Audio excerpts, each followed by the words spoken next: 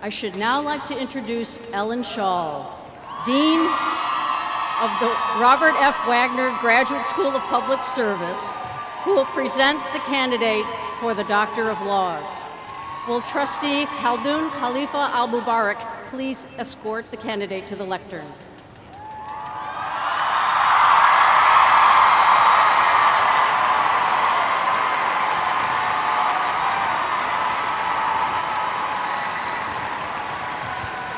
Hillary Rodham Clinton,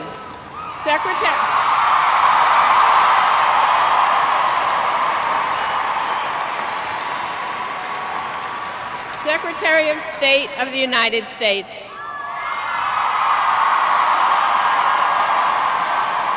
You have earned this nation's and the world's esteem throughout your nearly 4 decades as advocate, attorney, First Lady, United States Senator, and now Chief Architect of American foreign policy.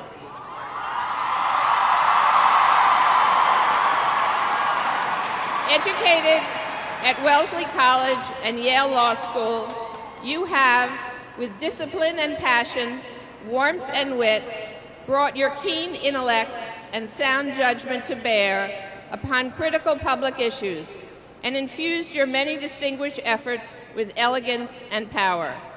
Lifelong champion for children and families, you also injected vigor into the world's struggle for women's rights when you spoke out in Beijing as First Lady. And you remain a luminous star in the crucial constellation of human rights defenders. As our senator, you helped us rebuild New York after 9/11, and you reached across party lines to expand economic opportunity and develop support for quality, affordable health care. Moreover, your historic campaign for your party's 2008 presidential nomination inspired millions.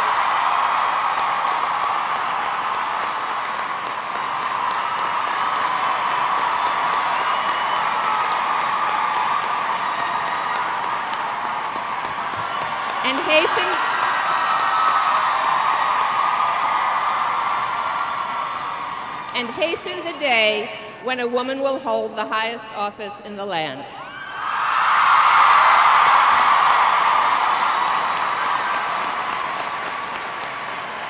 As Secretary of State, you have spoken of the need to wield what you have called smart power, and thereby are renewing the world's respect for our nation through initiatives that engender economic advancement, tolerance, and mutual understanding. Hillary Rodham Clinton, a role model for us all, a magnificent New Yorker who embodies the state's motto, Excelsior, a deeply loyal and cherished friend of NYU, and I must say, of my family. You have helped define and achieve a better America and a better world. By virtue of the authority vested in me by New York University, I am pleased and honored to confer upon you the degree of Doctor of Laws, honoris causa.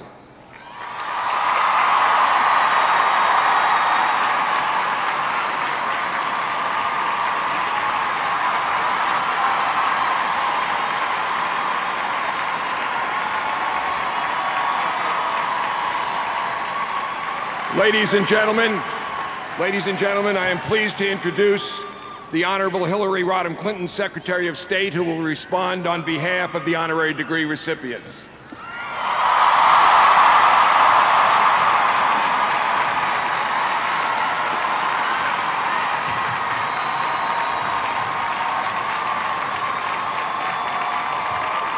Thank you. Thank you so much. Thank you, and does it get any better than this? A graduation ceremony for one of the great universities in the world, in the home of the New York Yankees. Nothing could beat that.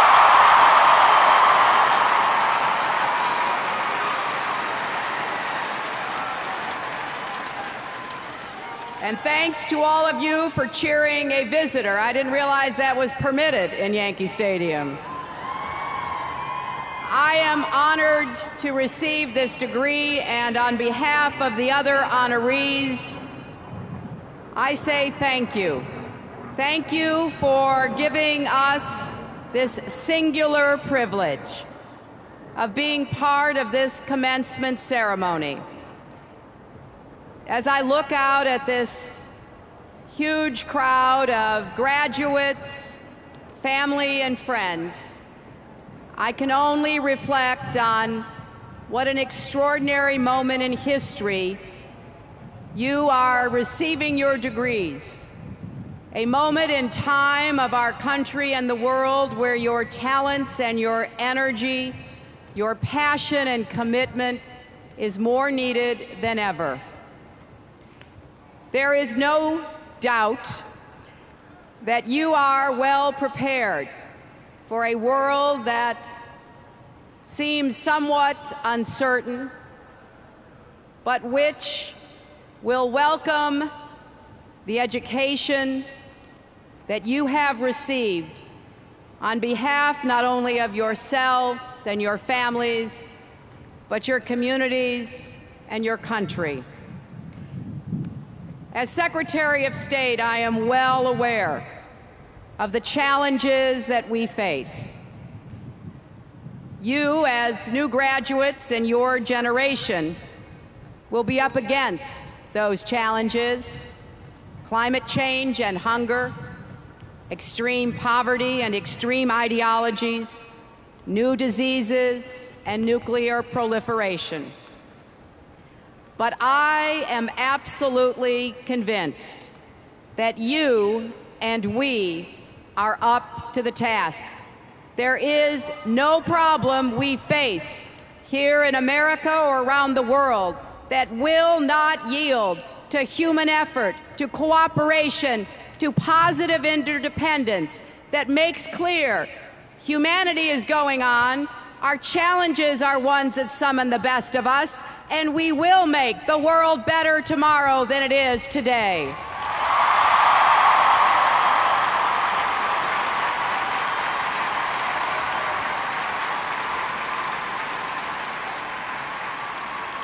Now, I know that it is fashionable in commencement speeches to be idealistic, and that may sound so.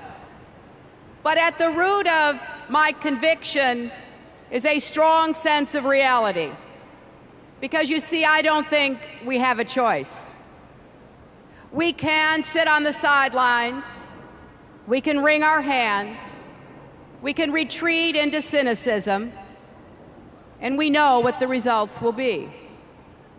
We will cede the field to those whose ideologies are absolutely anathema to people of conscience and faith all over the world.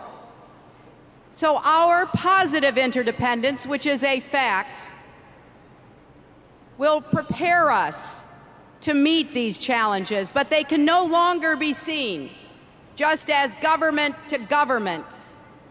There is a time and an opportunity, and with the new technologies available, for us to be citizen diplomats, citizen activists, to solve problems one by one that will give in to hard work, patience, and persistence, and will then aggregate to the solutions we seek. Now, I know we cannot send a special envoy to negotiate with a pandemic, or call a summit with carbon dioxide, or sever relations with the global financial crisis. To confront these threats and to seize the opportunities that they also present, we need to build new partnerships from the bottom up, and to use every tool at our disposal. That is the heart of smart power. But smart power requires smart people. People who have gone the distance for their education, who have opened themselves up to this increasingly complex and interconnected world. And this changing global landscape requires us to expand our concept of diplomacy. Now, when I was graduating so many years ago, Diplomacy was the domain of privileged men working behind closed doors. Today, our diplomats are not limited, and our diplomacy is no longer confined to the State Department or our embassies. We are laying the foundation for 21st century statecraft, where in the classrooms of NYU, in the boardrooms of the businesses of this great city, in the halls of academia, in the operating rooms of our great hospitals. We are looking for those personal commitments and connections, and that is where all of you come in. The biggest challenges we face today will be solved by the 60% of the world's population under the age of 30. And already, young people like all of you are using their talents and ingenuity to help fashion their own brand of service and diplomacy. A few examples. In the nation of Colombia, 2 young college graduates fed up with the violence in their country used Facebook to organize 14 million people into the largest anti-terrorism demonstrations in the history of the world.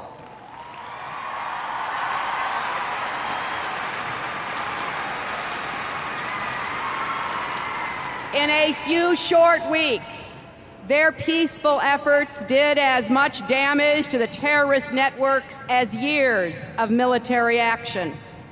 I know that one of your graduates spent months on the slopes of Mount Kilimanjaro searching for sustainable development models to bring to women and families and help them lift themselves out of poverty. Another of your classmates was studying in China last year when the devastating earthquake struck. And that has led to work ever since to deliver supplies and assistance to villagers in remote areas. International students have gone on to fight for human rights in Rwanda, build civil society in the nation of Georgia, run businesses, and lead governments. And many of you, I know, use social networking platforms to make Barack Obama the President of the United States of America.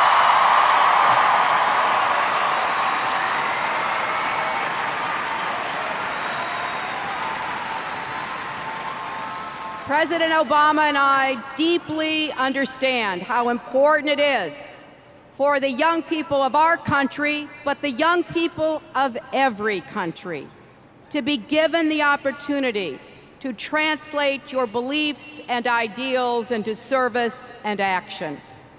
Just as John Kennedy did when he created the Peace Corps, and as President Bill Clinton did when he created AmeriCorps.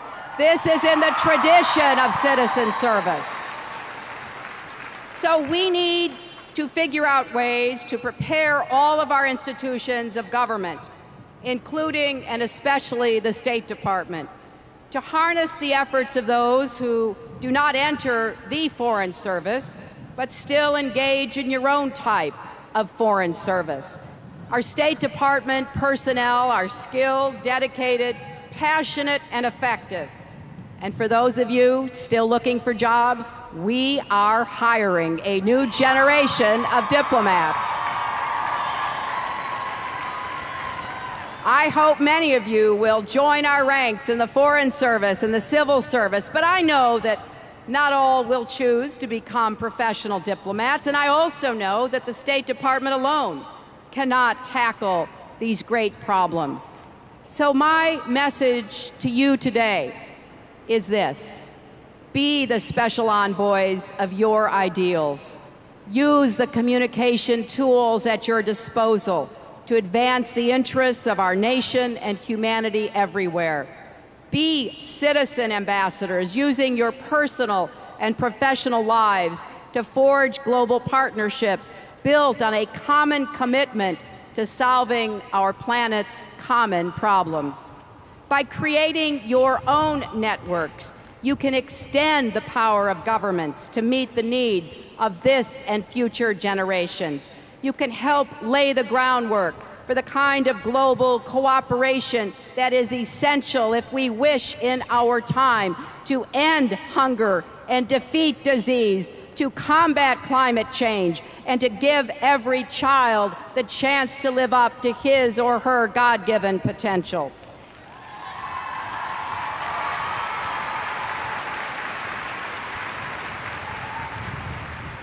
This starts with opportunities for educational exchanges, the kind of dorm room and classroom diplomacy that NYU is leading on. I want to commend my friend, your president, the trustees of this great university for understanding and believing in the importance of educational exchanges. You know, study abroad is like spring training for this century.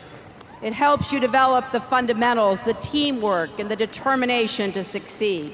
And we want more American students to have that opportunity. That's why we are increasing funding for Gilman scholarships by more than 40%.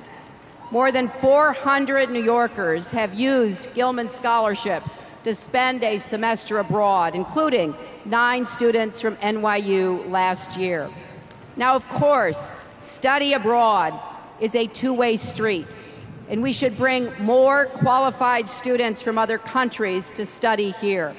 NYU provides a prime example of what international students can bring to a campus and how they can benefit themselves and their countries. Over 700,000 international students came to the United States last year, and NYU had the second largest number of any school in the country. Now, the benefits from such exchanges are so great that I am committed to streamline the visa process.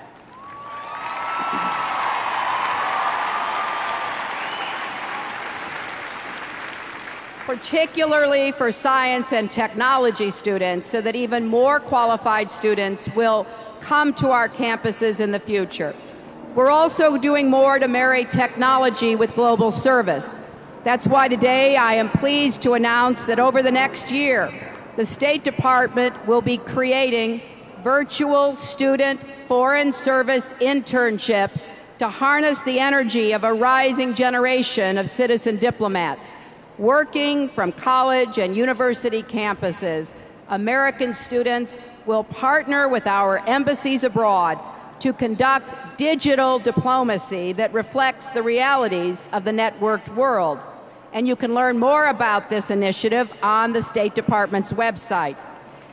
But I know that you don't have to wait for us to create a new program. When you go home today, go online and find the website called Kiva, K-I-V-A, where you can help someone like San Ma, a mother in Vietnam who is seeking a microcredit loan to buy rice seed and fertilizer for her family farm. Or log on to Heifer International's site, and for less than the cost of a dinner out, you can donate a flock of geese to a hungry family in Asia or Africa. Or help Wangari Maathai's Greenbelt movement in planting trees and offsetting carbon emissions and empowering women in Africa. Now, supporting these projects and others like them doesn't require a lot of time or money, but for the people you help and the planet you protect, your participation can be not just a game changer, but a life changer. Global service also means promoting good governance. We need informed citizens, both here at home and around the world, to hold their governments accountable for getting results and finding solutions. And this is not only directed at the graduates today, but there are a lot of proud mothers and fathers and husbands and wives and grandparents and children and others who have seen you to this day. And this is an offer and a challenge to all of us. In the times that we face, we know we don't have a person to waste. we don't have an idea to overlook. In fact, we have to be even more committed to reaching out and crossing the divides that too often separate us. For those who have come to this country to celebrate a child or a friend's graduation, please take home this message. America, more than ever, wants your help, in fact, needs your help as we build these new partnerships and as we seek solutions to the global crises that cannot be solved by any one people or one government alone. We need each other. We always have. It's just so much more apparent today. A flu starting in one country spreads quickly around the world. An extremist ideology starting with a few people explodes across the internet. A global financial crisis affects farmers and small business people in every corner of the globe. That is a new reality. But equally important is that we also now have the tools to work together to forge this common approach to these common threats. So, class of 2009, you have an historic opportunity. Every class is told that, and to some extent, I suppose it is always true. But just in the course of this commencement ceremony, you've heard several references to the global economic crisis. The times that you are graduating in are, yes, perhaps more difficult and somewhat more daunting. But that's when we really rise together. And one of the best lines from one of my favorite baseball movies, A League of Their Own,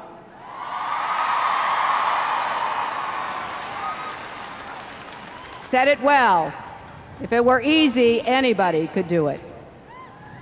You know, when the Yankees moved into their old stadium next door in 1923, there was only one person on the roster from west of St. Louis. Their team mostly looked the same, talked the same, and came from the same kind of cities and towns and rural areas across America. Think about the team that plays in this new stadium. It includes players from Mexico, Japan, Taiwan, Panama, 4 other countries. The Dominican Republic alone is home to 7 Yankees. In the same way, NYU has evolved as well. The university was founded to serve the city of New York. Today, it serves the world. We know that there is much yet ahead that none of us can predict.